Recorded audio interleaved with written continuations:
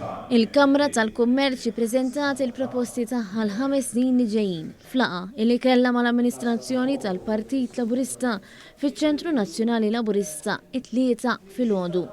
Għal din il-laqgħa kien hemm preżenti deputati mexxejja Chris Fern u Daniel Mikallef flimkien ma' kandidati tal-Partit Laburista.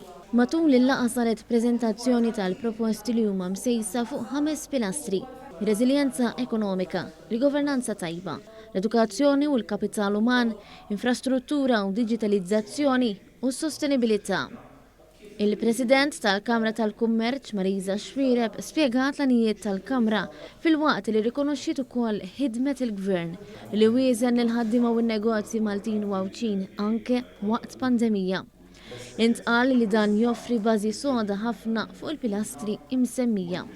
Il-deputat mexxej tal-Partit Laburista Daniel Mikallef tenna li l-manifest elettorali tal-Partit Laburista huwa wieħed ambizzjuż u li ser ikompli jdawwar sfidi f'opportunitajiet. Hawnhekk issemma li diġà tħabbru inizjattivi ambizzjużi bil-għan li naqsu l-piżijiet minn fuq in-negozji. Fost il-proposti hemm it-tnaqqis fit-taxxa korporattiva minn 35% għal 25%.